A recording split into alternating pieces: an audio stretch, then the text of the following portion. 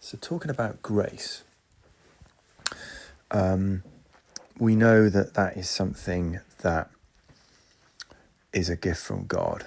There's an outworking of the new spirit stroke heart that we have, right? After salvation, we have the ability to give grace, a fruit of the Spirit, right? It's not listed actually in the fruits of the Spirit, which is kind of interesting, but having done a bit of research about it, you can imagine that grace is kind of linked to a combination of other fruits of the Spirit, like, so the ability to give unconditional forgiveness, true forgiveness, I suppose, should I say, coming from a place of unconditional love,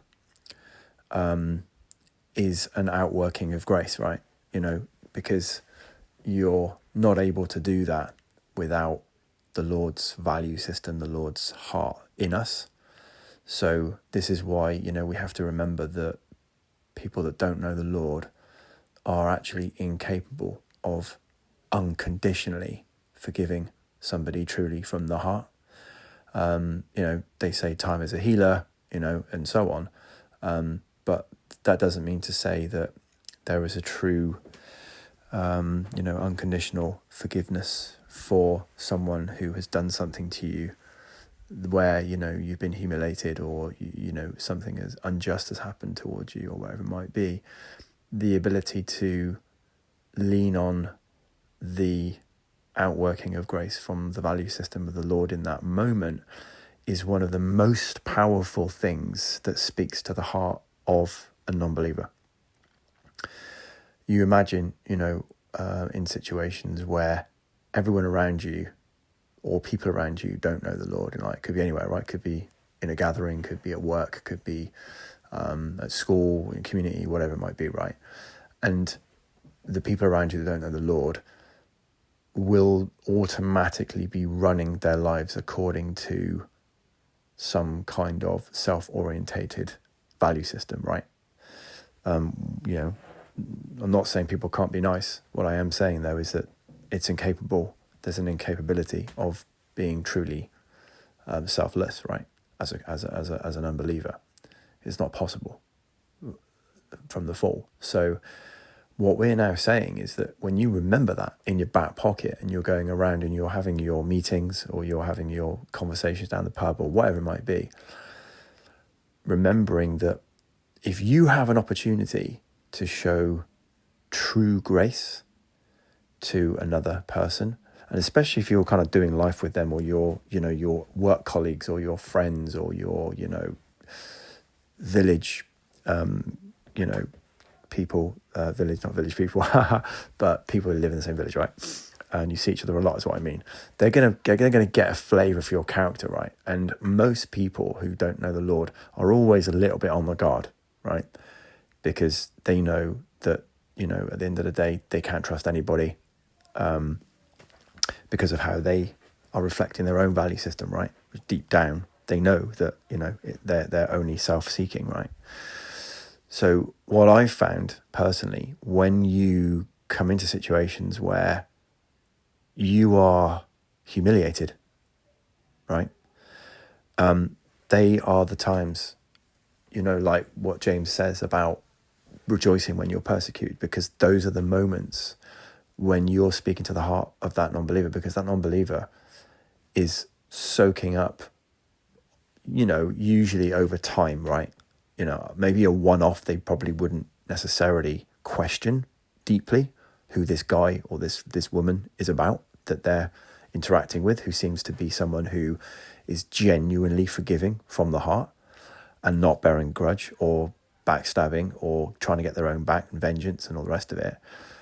I've certainly found that in my own walk that, just recently actually there was a situation where quite a senior person that actually I'm above, but I had to eat humble pie, and this was engaging with the Holy Spirit, and I went and sought out this person who I knew was going to basically just tell me what to do, although actually I was senior to that person, and this person was running a big team, and I had to sit there in front of that team as a person that had been in a new role for a few months, fully knowing that I was backed by the board, basically. But I had to basically receive, my marching orders from this director of a particular region in front of their whole team. And I sucked it up. I didn't like it. It felt not very nice, but I knew the Lord was working, right? And off I went, and I knew that the Lord's hand was on me and the situation I was in. And, about a week later,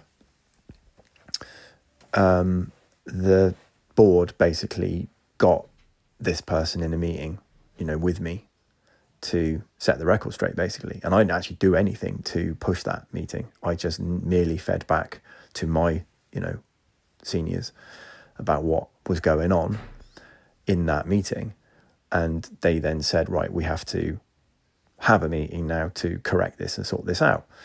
And, I didn't say anything on that meeting whatsoever. I didn't come at it looking at it from a I got my own back sort of situation or anything like that. It was purely, wow, Lord, look at the power that you have. When you just humble yourself before the Lord and, just stay in his lap and don't worry about the external factors that are going on around you, especially when you're humiliated and stuff like that. That speaks volumes. And I'll tell you, the ricochet of that out to multiple team members, because don't forget, 20 or 30 people saw that, from youngsters to older guys, and they all saw how I was basically humiliated and put in my place. But in ensuing conversations with all of them, there's been an opportunity for them to see that actually I am that senior person that's above her, but they now can recollect, hold on a minute, this guy didn't say anything in that meeting about that. He didn't rebel. He didn't get egotistical. He wasn't proud, nothing like that. He just sucked it up. But here he is in a senior position and running a strategy that this person had no right to actually say wasn't possible, for example, right? So, and that's just a beginning, right? I have more opportunities now to engage with this wider team ongoing now. And that kind of, nugget of gold that's been sowed into the mix now, into their hearts, will now start to, be fertilized, if you like, with further touch points with me over the coming months and years. And who knows what the Lord would have done with that moment of humiliation that I had, So I think this is the thing I was saying about the power of grace is just amazing, literally amazing grace. But, to remember that other people don't have that, but the one thing that will change or at least challenge the depth of the heart of a non-believer is when they see this behavior that is very, very contrary to what you normally see, in the backstabbing, selfish world that we live in, So anyway, that was the thing about grace, is that obviously it talks about common grace being, extended to everybody. But grace from the perspective of the Lord is this kind of unconditional love, and the outworking of grace from that unconditional love, which manifests in things like, as we know, forgiveness and not bearing a grudge and patience and, just genuinely not holding anyone to account and having mercy on them when they don't deserve it.